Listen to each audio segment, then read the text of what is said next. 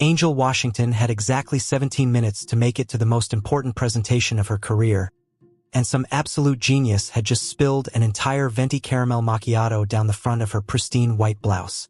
"You have got to be kidding me," she muttered, staring down at the brown stains spreading across her chest like a caffeinated Rorschach test. The culprit, a flustered businessman already halfway out the door, hadn't even bothered to apologize properly, just threw a napkin at her and disappeared into the soul morning rush. Angel dabbed uselessly at the stain, her dark skin flushing with frustration. 3 years in Korea, 3 years of being the only black woman in her engineering firm, 3 years of being absolutely impeccable, and this was how Tuesday was going to go. "Miss, please, I have extra shirt." She looked up to find the barista frantically waving a Seoul National University hoodie at her. Sweet kid, probably a student working part-time, but Angel was not about to walk into a board meeting wearing a college hoodie like some kind of overgrown freshman. "I appreciate it, but I need something a little more." She glanced at her watch. 14 minutes. "You know what? Never mind. I'll figure it out." She grabbed her laptop bag and bolted out of the cafe, her heels clicking against the pavement as she mentally calculated her options. There was a department store 2 blocks away. She could grab a blouse change in the bathroom and still make it with maybe 3 minutes to spare if she literally ran the entire way and didn't get hit by a bus. Angel was not a running in heels kind of woman, but desperate times called for desperate measures. She made it exactly 1 block before she collided with what felt like a brick wall wrapped in expensive cologne. "Oh, for the love of—" She stumbled backward, her laptop bag flying open and scattering USB drives across the sidewalk like high-tech confetti. "I apologize," said a voice so smooth it could have been used to advertise luxury cars. "Are you hurt?" Angel looked up, and up because this man was tall, into the most ridiculously beautiful face she'd ever seen. Sharp jawline, dark eyes that seemed to see straight through her soul, and lips that were curved into a slight smile that managed to be both apologetic and amused. He was dressed entirely in black suit, black shirt, black tie, and surrounded by 4 equally well-dressed men who were very conspicuously trying to look inconspicuous, which in Angel's experience meant one of 3 things: bodyguards, Secret Service, or something decidedly less legal. "I'm fine," she said, dropping to her knees to gather her scattered belongings. "Just having the best morning of my entire life." To her surprise, Mr. Tall, Dark, and Suspicious knelt down beside her, picking up a USB drive and examining it with interest. "Structural analysis files," he read from the label. "You're an engineer?" "When I'm not being assaulted by coffee and pedestrians, yes."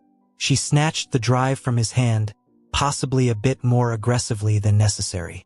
"Look, I'm really sorry, but I'm about to be catastrophically late for a meeting, so if we could just—" "You can't go to a meeting like that," he interrupted, gesturing to her stained blouse. Angel looked down at the coffee disaster zone that was her chest and felt something inside her snap. Not in an angry way, she was too tired for anger. More in a hysterical, laugh or cry kind of way. "You think?" She laughed, and it came out slightly unhinged. "What gave it away? The fact that I look like I lost a fight with a coffee machine? Or the way I'm currently on my hands and knees in the middle of Seoul gathering my Dignity USB drive by USB drive?" The man's smile widened. "I have a solution. Unless your solution involves time travel or a fairy godmother, I'm not interested." He stood, extending a hand to help her up. His grip was firm, warm, and sent an entirely inappropriate shiver up her spine considering she'd known him for approximately 45 seconds. "My building is across the street," he said. "I'm sure we can find you something to wear." Angel's survival instincts, honed by 3 years of navigating Seoul as a foreign woman and a lifetime of her mother's warnings, immediately started screaming. Strange man, suspiciously well-dressed entourage, offering to take her to a secondary location. "That's very kind," she said, extracting her hand from his. "But I don't make a habit of following strange men to mysterious buildings, no matter how nice their suits are." Wise policy. He reached into his jacket, and Angel very nearly bolted before he pulled out a business card. "I'm Jiho Kong. I own the building. Kong Industries." Angel took the card, her engineer brain immediately cataloging the information. Kong Industries. She'd heard of them, one of the largest tech conglomerates in Korea, with their fingers in everything from semiconductors to artificial intelligence. And if this guy owned it, "You're that Kong Jiho?" She looked at him with new eyes. "The one who's been buying up half of Gangnam? I prefer to think of it as strategic real estate investment." His smile turned playful. "And you are late," Angel said flatly. "I am very, very late. Then stop wasting time arguing with me and let me help you." He gestured to the gleaming building across the street. "All glass and steel and screaming money. 5 minutes. I promise I'm not a serial killer." That's exactly what a serial killer would say. True. But a serial killer probably wouldn't do it in front of 4 witnesses and approximately 20 security cameras. He had a point. Angel checked her watch. 8 minutes until her career potentially went up in flames. "Fine," she said. "But if this turns into a true crime podcast, I'm going to be really annoyed." Jiho laughed. A genuine, surprised sound that transformed his entire face from intimidating to absolutely devastating. "I'll do my best to keep you unmurdered," he promised, and gestured for her to follow him across the street. The lobby of Kong Industries looked like something out of a sci-fi movie. All minimalist design and technology she couldn't begin to identify. Employees bowed as Jiho walked past, and Angel caught more than a few curious stares directed her way. Great. Now she was going to be sole office gossip. "Did you see the woman Mr. Kong brought in? The one who looked like she'd been in a fight with a cappuccino?" They took a private elevator to the top floor, and Angel tried very hard not to notice how good Jiho smelled or how the confined space made her hyper-aware of exactly how broad his shoulders were. "So," she said, because awkward silence was her kryptonite, "do you make a habit of rescuing coffee-stained engineers, or am I special?" "You're definitely special," he said, and there was something in his tone that made her heart do a weird little flip. "Though I should mention, I didn't actually rescue you. I knocked you over and destroyed your dignity. I'm simply attempting damage control." Appreciate the honesty. The elevator doors opened directly into what was clearly a personal office suite. Floor-to-ceiling windows offered a panoramic view of Seoul, and the furniture probably cost a lot. Jiho walked to a door on the far side of the room and returned with a white silk blouse still in its garment bag. "My sister leaves emergency clothes here," he explained. "You look about the same size." Angel took the blouse, examining it. Designer label, probably worth more than her entire wardrobe combined. "Your sister has excellent taste and my eternal gratitude." She looked around. "Bathroom." He pointed to another door, and Angel practically ran for it. She changed in record time, stuffing her ruined blouse into her bag and taking a moment to actually look at herself in the mirror. The silk blouse fit perfectly, hugging her curves in a way her own clothes never did. It made her dark skin look luminous, and for a moment she barely recognized herself. When she emerged, Jiho was standing by the window, and he turned to look at her. Something flickered in his eyes. Something heated and interested that made Angel's skin prickle with awareness. "You clean up well," he said softly. "I'm impressive when I'm not covered in coffee." She grabbed her laptop bag. "Thank you for this. Seriously, you might have just saved my career. Then you should definitely make your meeting." He walked her back to the elevator, but before the doors could close, he held them open. "Angel," she blinked. "I never told you my name." He smiled and held up one of her USB drives, the one with her name labeled on it. "You dropped this." He handed it to her, and their fingers brushed. The contact lasted maybe half a second, but Angel felt it everywhere. "Have dinner with me," Jiho said, "to celebrate your successful presentation." "You don't know it'll be successful. I have a feeling about you." His eyes held hers. "And I'm rarely wrong." Angel knew she should say no.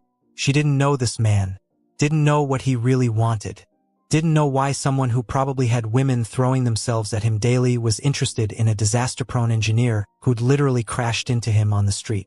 But there was something about the way he looked at her, like she was a puzzle he wanted to solve, a challenge he wanted to take on. And Angel had never been good at resisting a challenge. "Fine," she said, "but I picked the place." And if you turn out to be a secret villain, I know people. I look forward to it, Jiho said, and the elevator doors closed on his knowing smile. Angel made it to her meeting with 2 minutes to spare, nailed her presentation so hard her boss actually smiled, and spent the entire rest of the day wondering what the hell she'd just gotten herself into. She had no idea that Jiho Kong was wondering the exact same thing, or that 6 months from now, she'd be in his penthouse wearing significantly less than a silk blouse, laughing as he handcuffed her to his bedpost while she roasted his technique. But that's getting ahead of the story. Angel changed her outfit 4 times before deciding that if Jiho Kong couldn't handle her in jeans and a leather jacket, he wasn't worth her time anyway. She'd spent the last 3 days trying to convince herself this was just dinner. A simple thank you meal with a man who'd helped her out of a jam. Nothing more. The fact that she'd Googled him approximately 17 times and fallen down a rabbit hole of Forbes articles, society page photos, and one particularly intriguing piece about his alleged connections to Seoul's underground was completely irrelevant. She was meeting him at a Korean barbecue place in Hongdae, her choice specifically because it was public, casual, and the kind of place where nobody would expect to see a billionaire tech mogul. If Jiho showed up in a 3-piece suit and surrounded by bodyguards, she'd know this whole thing was a mistake. Angel arrived 15 minutes early. Her anxiety didn't care about playing it cool, and grabbed a table in the back.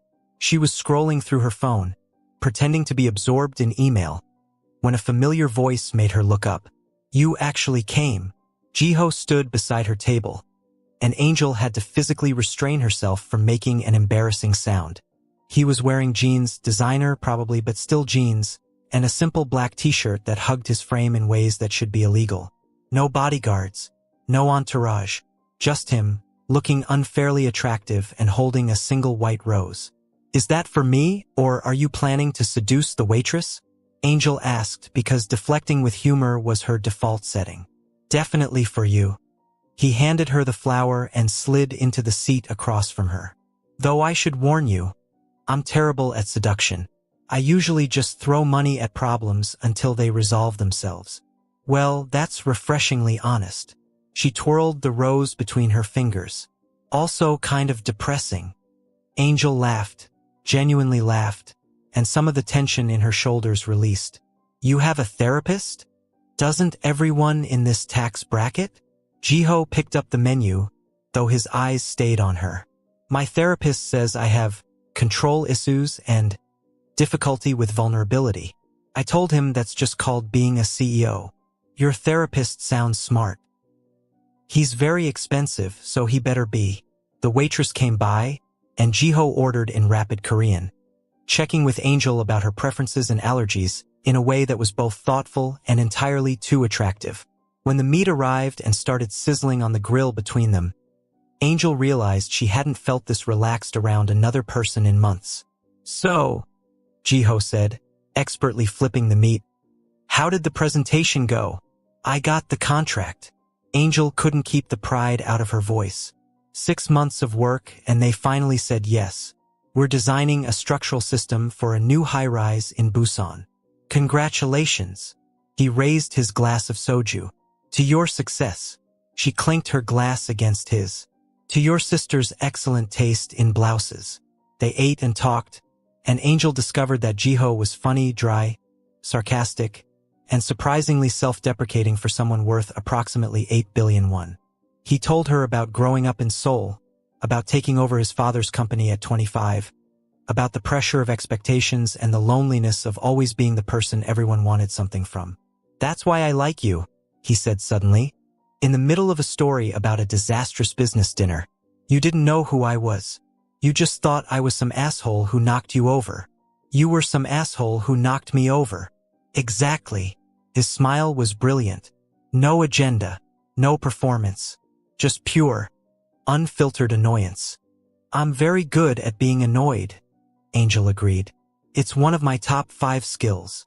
"What are the other 4? She ticked them off on her fingers. "Engineering, sarcasm, online shopping at 2 a.m., and disappointing my mother by not being married yet." Jiho laughed. "My mother thinks I'm going to die alone surrounded by business contracts." "Is she wrong?" "Probably not." He leaned back, studying her with an intensity that made her skin warm. What about you? Why is a brilliant engineer eating barbecue with a stranger instead of out with friends? Angel poked at her rice. I'm not great at the whole friendship thing. I work a lot. I'm private. And dating in Korea as a black woman is... She trailed off, not sure how to explain the complexity of it. Complicated, Jiho finished softly. Yeah. She met his eyes. People either fetishize you or ignore you entirely. There's not much middle ground. Which category do I fall into? The question was direct, unflinching, and Angel appreciated it. Honestly, I don't know yet. You're either genuinely interested or you're very good at faking it. I don't fake anything, Jiho said, and there was something almost dangerous in his tone. When I want something, I'm very clear about it. And what do you want? He held her gaze. Right now, to know everything about you. What makes you laugh? What makes you angry? What you look like first thing in the morning?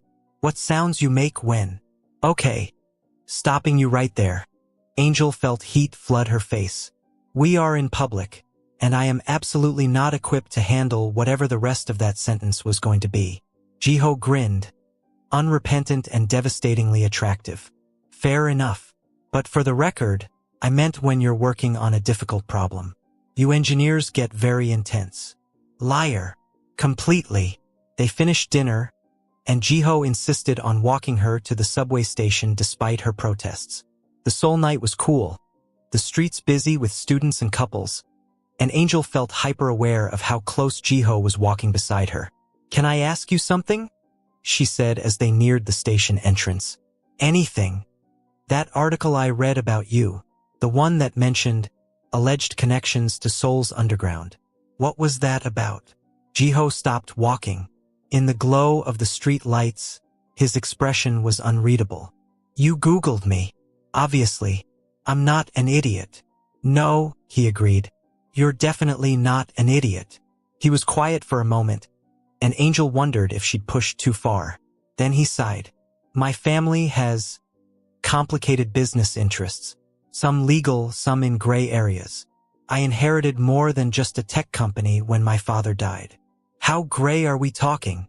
Gray enough that I have lawyers on speed dial. He looked at her directly. Does that scare you? Angel considered this. She should probably be scared or at least concerned. Normal people didn't casually mention their gray area business dealings on a first date. But there was something in Jiho's honesty, in the way he didn't try to hide or minimize, that she respected. I grew up in Detroit, she said finally. I know what complicated looks like, and I appreciate you being straight with me instead of feeding me some sanitized version. So you'll see me again? That depends. She stepped closer, emboldened by soju and the strange electric feeling that had been building all night. Are you going to keep being honest with me? Because I don't do games. I don't do manipulation. And I definitely don't do whatever Christian Grey nonsense you might be planning. Jiho's laugh was surprised and genuine. You read 50 Shades? My book club made me. I have opinions. I would love to hear them. The contract was ridiculous. The protagonist had no personality, and if a man ever told me he didn't do romance, I'd tell him to enjoy his hand because that's the only action he'd be getting. Jiho stared at her for a long moment, and then he did something Angel didn't expect. He threw his head back and laughed. Really laughed, the kind that came from the gut and lit up his entire face. God, you're perfect, he said when he finally caught his breath. I'm really not. I'm loud. Opinionated. I hog the blankets. And I have a truly alarming collection of true crime podcasts downloaded on my phone. Still perfect. He reached out, tucking a strand of her hair behind her ear. The gesture was gentle, almost reverent. I want to see you again, Angel. Properly. Not just dinner, though I want that too. I want to know you. All of you. Angel's heart was hammering against her ribs. And if I'm not interested in being some billionaire's secret mistress or arm candy or whatever this is heading toward, then I'll respect that and leave you alone. His thumb brushed her cheek. But I don't think that's what you want. Oh really? What do I want? You want someone who can match you, challenge you, Someone who doesn't flinch when you're too much or too loud or too opinionated. His eyes held hers. You want someone who sees all of you and doesn't ask you to be less. Angel's breath caught. He was right. Terrifyingly, completely right. That's a big promise, she whispered. I don't make promises I can't keep. They stood there on the sole sidewalk, the city rushing around them, and Angel made a decision that would change everything. Okay, she said. Let's see where this goes. But I have rules. I would expect nothing less. No lying. No games. And if this turns into some weird power dynamic thing where you try to control my life, I'm out. I don't care how good-looking you are or how many buildings you own. Agreed. Jiho's smile was slow and promising. Though I should warn you, I do enjoy control in certain contexts. I swear to God, if you start talking about contracts and hard limits. He kissed her. Right there on the sidewalk, with approximately 700 people walking past, Jiho Kong cupped her face in his hands and kissed her like she was oxygen and he was drowning. Angel's brain short-circuited. She grabbed his shirt to steady herself, and he made a low sound in his throat that she felt in her bones. His lips were soft but demanding, and when his tongue traced her bottom lip, she opened for him without thinking. When they finally broke apart, both breathing hard, Angel's first coherent thought was, well, damn. That was... She started. Yeah, Jiho agreed, looking just as dazed as she felt. You're good at that. You inspire excellence. Angel laughed, giddy and overwhelmed. I should go.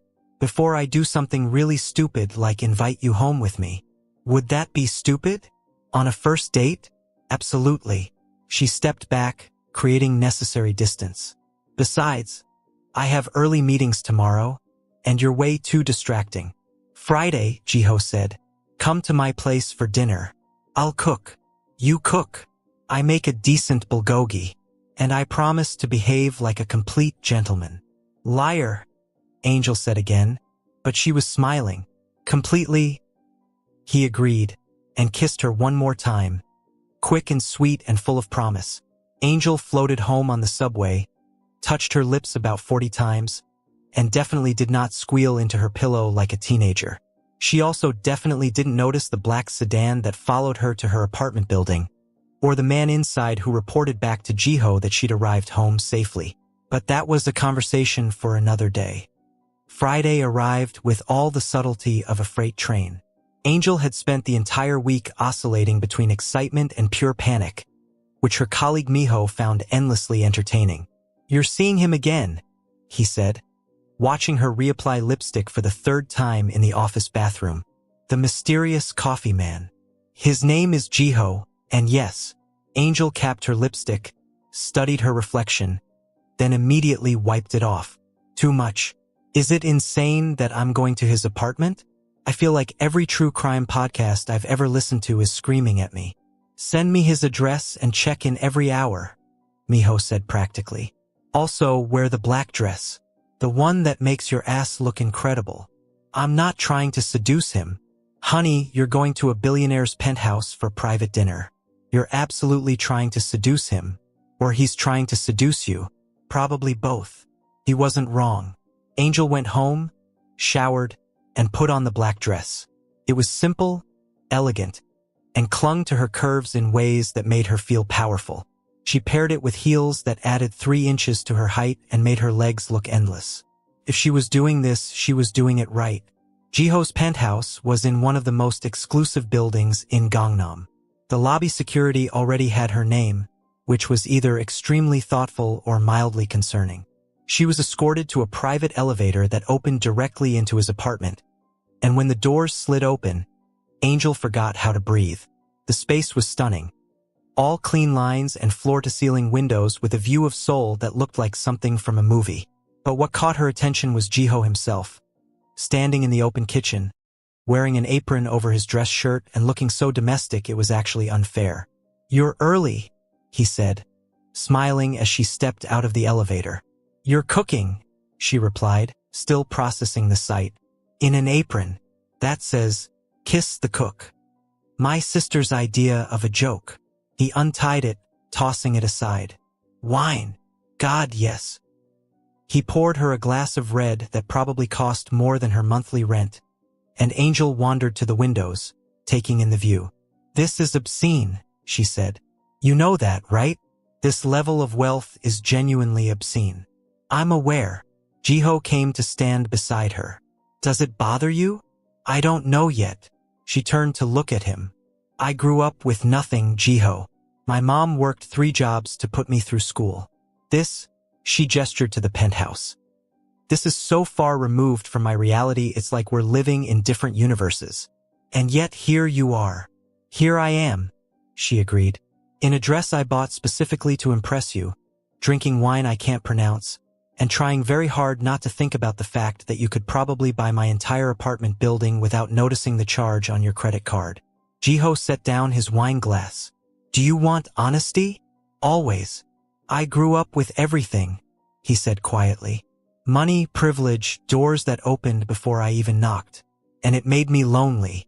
Everyone wanted something, access, connections, a piece of the empire. No one wanted me." He looked at her. "And then you crashed into my life, covered in coffee and absolutely furious, and you didn't care about any of it. You just wanted to make your meeting." "I did make my meeting," Angel said. "Thanks to you." "Thanks to my sister's shirt," he corrected, and she laughed. Dinner was surprisingly normal, bulgogi that was actually delicious, rice, banchan, and conversation that flowed easily between bites. Jiho told her about his week, about a difficult merger and a business rival who was making his life complicated. Angel told him about her project, about the challenges of being taken seriously in a male-dominated field, about her family back in Detroit. "My mom keeps asking when I'm coming home," she admitted. "She doesn't understand why I stayed in Korea. She thinks I'm running from something." "Are you?" Angel considered this. "Maybe. Or maybe I'm just running towards something different. I don't know." She met his eyes. "What about you? What are you running from?" "Expectations," Jiho said immediately. "My father built an empire, and everyone expects me to not just maintain it but expand it. Every decision I make is scrutinized. Every relationship is analyzed for advantage. Is that what I am? Advantage. You're the first person in years who's made me forget about advantage entirely." The honesty in his voice made Angel's chest tight. She set down her chopsticks. "Can I ask you something? And I need you to be completely honest. Always. That thing you mentioned about your family's complicated business. Is it dangerous?" Jiho was quiet for a long moment. Then he stood, walked to the window, and stared out at the city. "Yes," he said finally. "Sometimes it's dangerous. My father had connections to organizations that operated outside the law. When he died, I inherited those connections along with everything else. I've been trying to legitimize things, to cut ties with the more problematic elements, but it's complicated." "Complicated how?" He turned to face her. "There are people who don't want things to change, people who benefit from the gray areas, and they don't respond well to being cut off." Angel felt a chill run down her spine. "Have you been threatened?" "I have excellent security." "That's not an answer." "Yes," Jiho said. "I've been threatened. Comes with the territory. But I'm careful, Angel. I'm not reckless." She stood, crossing to where he stood by the window. "Why are you telling me this? Most men would hide this kind of thing, especially from someone they're trying to impress." "Because you asked for honesty." He reached out, cupping her face gently. "And because if this," he gestured between them, "is going to be something real, you need to know what you're getting into. I won't lie to you about who I am or what my life entails. Even if it scares me off, especially then." Angel searched his face, looking for any hint of deception. She found none, just brutal honesty and something that looked almost like vulnerability.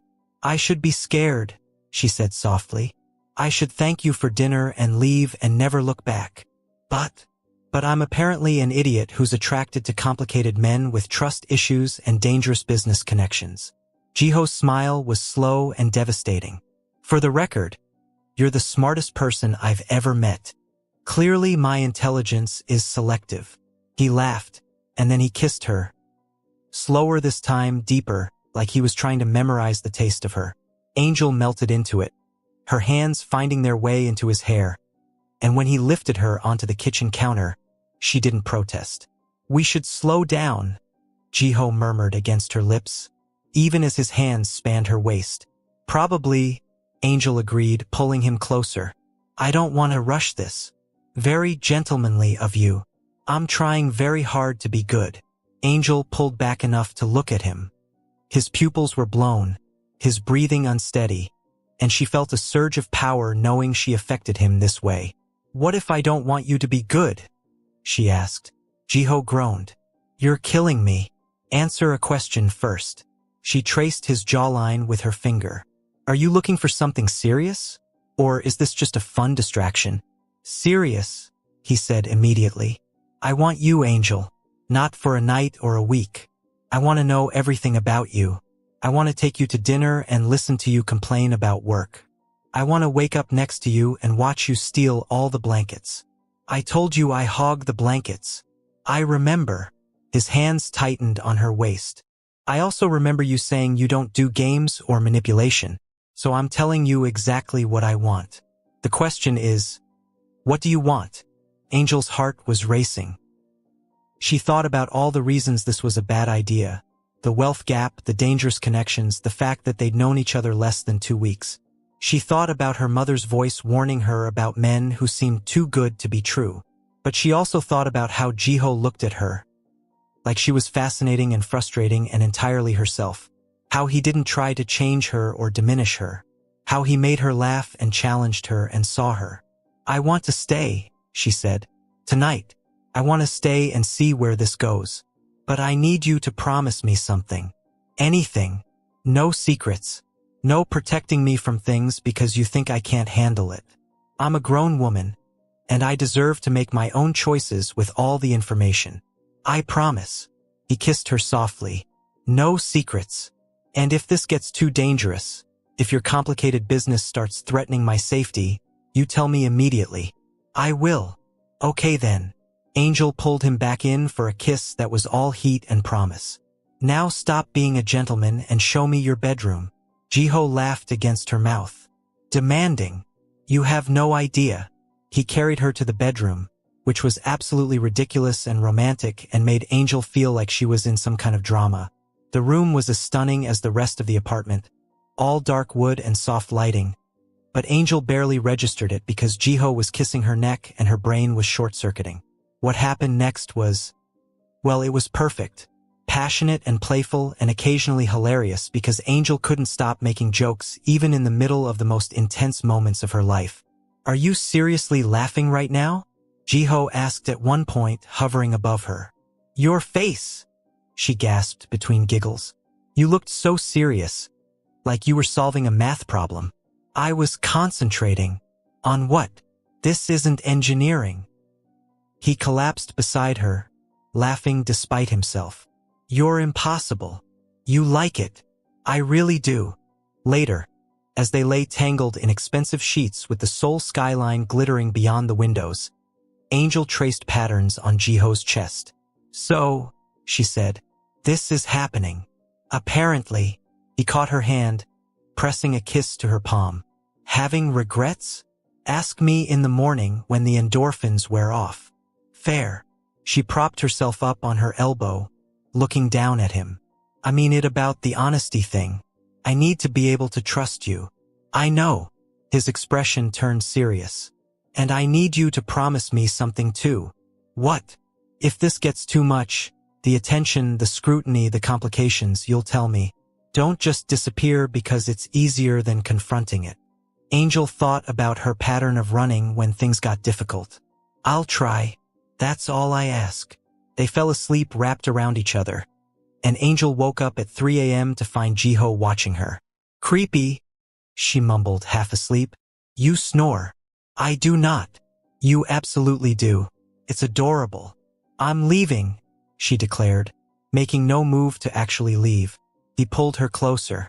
"Stay." And she did. The next morning, Angel woke up to sunlight streaming through floor-to-ceiling windows and the smell of coffee. She found Jiho in the kitchen, already dressed in a suit, looking unfairly perfect for someone who'd gotten maybe 4 hours of sleep.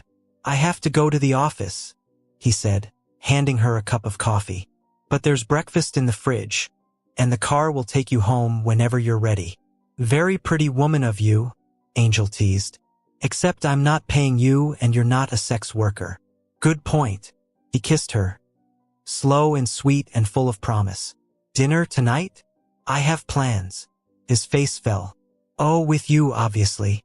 Angel laughed at his expression. I was messing with you. Yes, to dinner. You're evil. You like it, she said, echoing his words from the night before. I really do. 3 months later, Angel stared at the photograph on her phone. Her coffee forgotten on her desk. The picture showed Jiho at some gala event, surrounded by Seoul's elite. But it wasn't him that made her stomach drop. It was the man beside him. Park Min-sik, a name she recognized from her Google deep dives.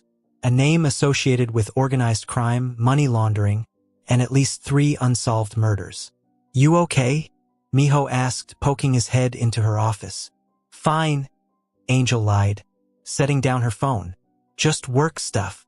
But it wasn't fine, because Jiho had promised no secrets, and yet here was photographic evidence of him shaking hands with someone who was very much not legitimate business.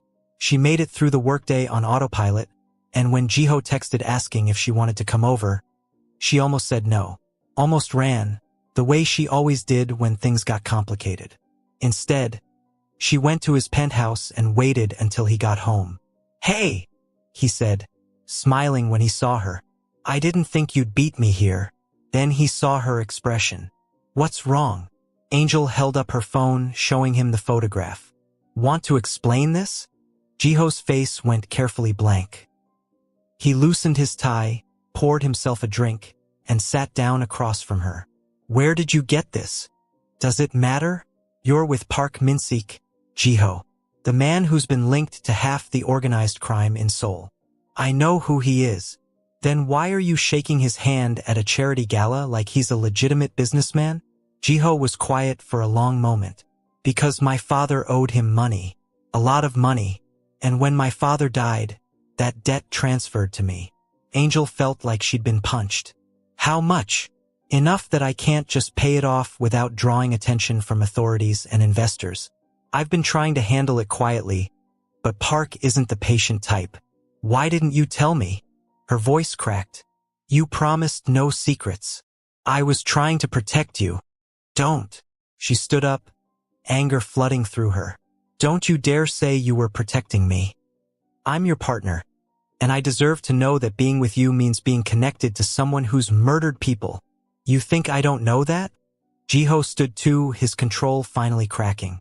You think I haven't spent the last 3 months terrified that Park or someone like him would see you as leverage? That they'd use you to get to me? Then why didn't you tell me? Why did I have to find out from a photograph? Because I was afraid. The words burst out of him. I was afraid you'd leave. That you'd decide I wasn't worth the risk. That you'd do exactly what you're about to do right now, walk away. Angel stared at him, her heart breaking. You should have trusted me. I know. He ran his hand through his hair. I know, and I'm sorry, but I'm handling it. Angel, I have a plan to pay off the debt and cut ties completely. 6 more months, and Park Min-sik will be out of my life forever. 6 months. She laughed bitterly. And what happens in those 6 months? What if Park decides to send me a message? What if? That won't happen. I have security on you. You have what? Jiho closed his eyes. Security. A team watching to make sure you're safe. You've been having me followed? Angel's voice was dangerously quiet. For how long? Since our first date. The betrayal hit her like a physical blow. Get out. Angel. No.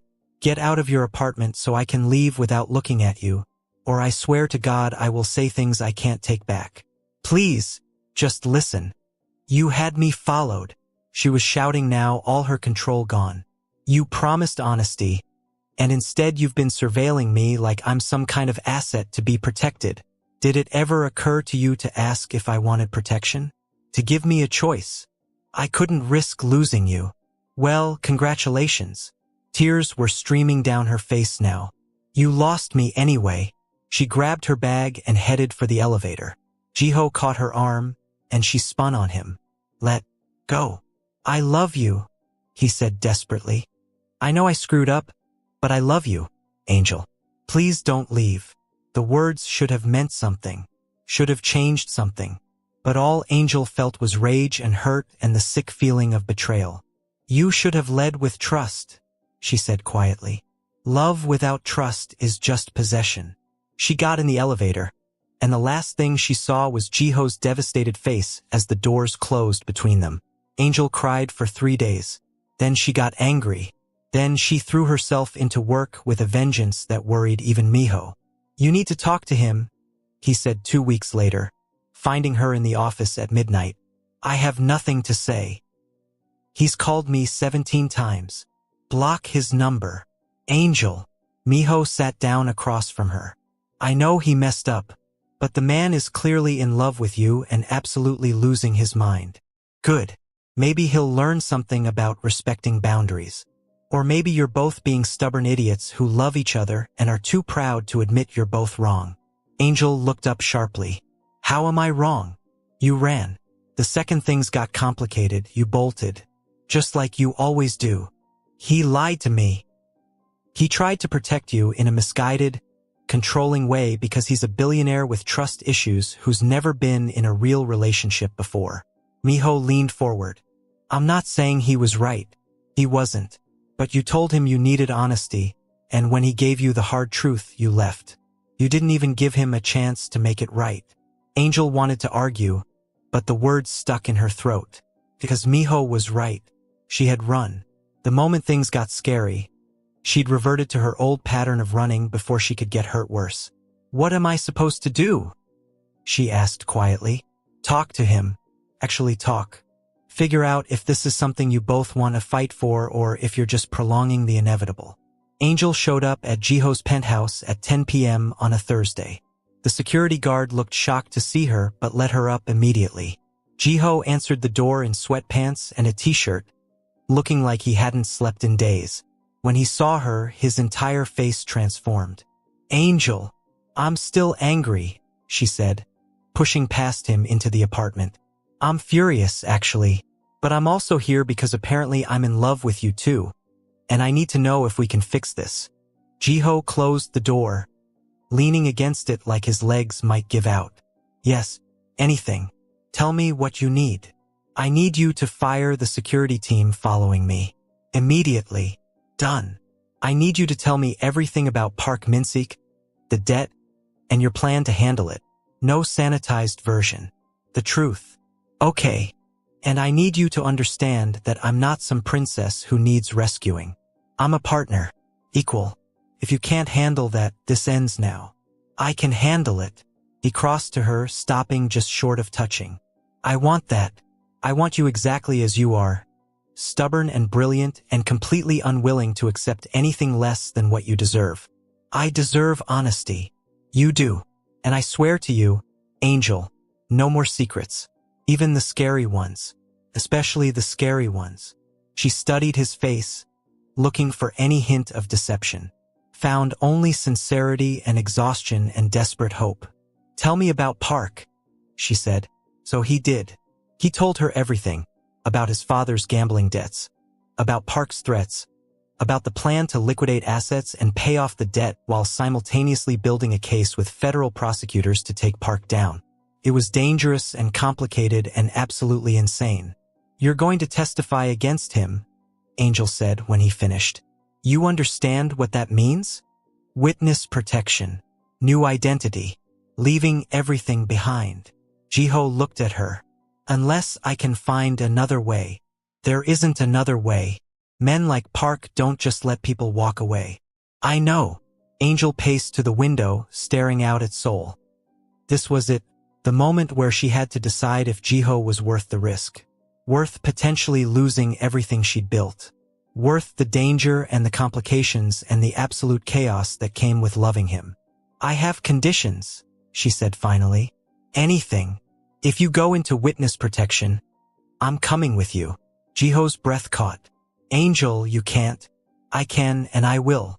But first, we do this right. We take down Park legally with the prosecutors. No vigilante nonsense. No trying to handle it yourself. Agreed. And we see a couples therapist. Because we clearly have communication issues that need professional help. Yes. And you have to meet my mother. Because if I'm potentially going into witness protection for you, she deserves to know why. Jiho laughed, surprised and relieved. I would love to meet your mother. Angel turned to face him. This is crazy. You know that, right? We've been together 3 months, and I'm already planning to fake my death and move to Alaska or wherever they send people in witness protection. We don't have to. Yes, we do. She crossed to him, taking his hands. Because I love you, you idiot. And apparently I'm the kind of person who falls in love with complicated billionaires who have mob connections and control issues. I'm working on the control issues. Work faster. He pulled her close, resting his forehead against hers. I don't deserve you. No, you don't. But you're stuck with me anyway. She kissed him softly. Now tell me you love me again. The proper way this time. I love you, Angel Washington. You're brilliant and terrifying and the best thing that's ever happened to me. You make me want to be better. Honest. Real. He cupped her face. And I promise, no more secrets. No more protecting you from the truth. We're partners. Equal partners, she corrected. Equal partners, he agreed. They stood there in his penthouse, holding each other while the city glittered below them, and somehow it felt like a beginning instead of an ending. So, Angel said eventually, tell me about this plan to take down a mobster, because I have thoughts on structural engineering that might apply to dismantling criminal organizations. Jiho laughed. Of course you do. I'm helpful like that. You're perfect. Stop saying that. I'm really not. You're perfect for me, he amended. How's that? Angel considered this. I'll allow it. They spent the rest of the night planning, strategizing, and occasionally getting distracted by kissing. And when Angel finally fell asleep in Jiho's arms, she didn't dream about running.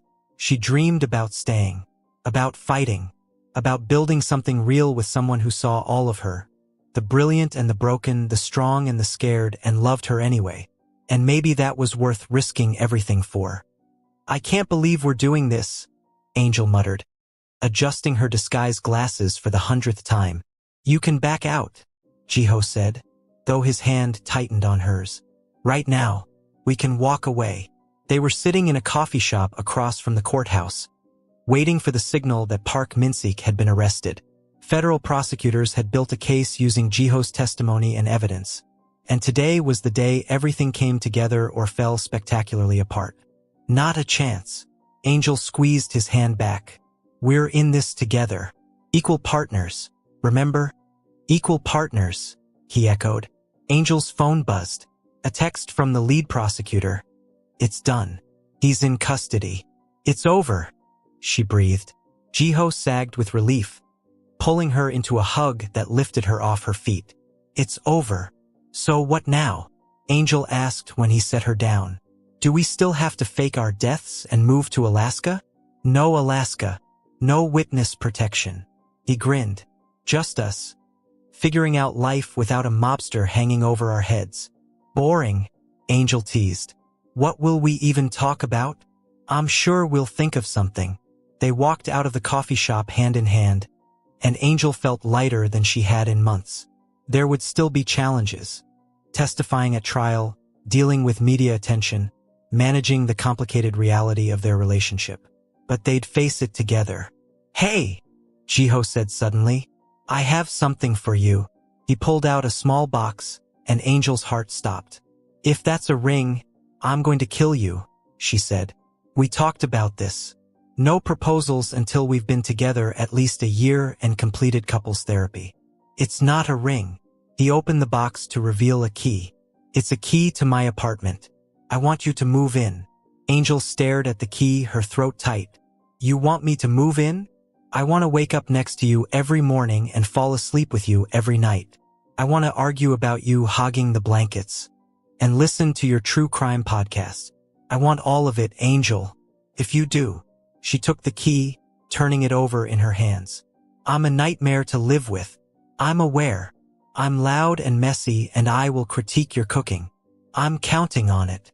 And I'm definitely going to hog the blankets. I'll buy extra. Angel laughed, tears streaming down her face.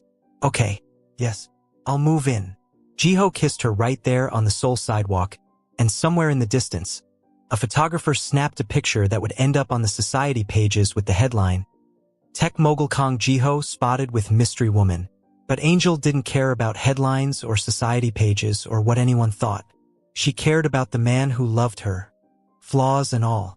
The man who'd learned to trust her with the truth. The man who made her want to stay instead of run. And as they walked through Seoul together, planning their future and bickering about furniture, Angel realized something important. Sometimes the best love stories weren't the ones that started perfect. They were the ones that started messy and complicated and absolutely chaotic, and became perfect anyway. Hello besties, in this story we learned that love works best when built on honesty, trust and partnership. Messy beginnings don't mean a failed ending. Thank you so much for watching. Kindly like, subscribe and share.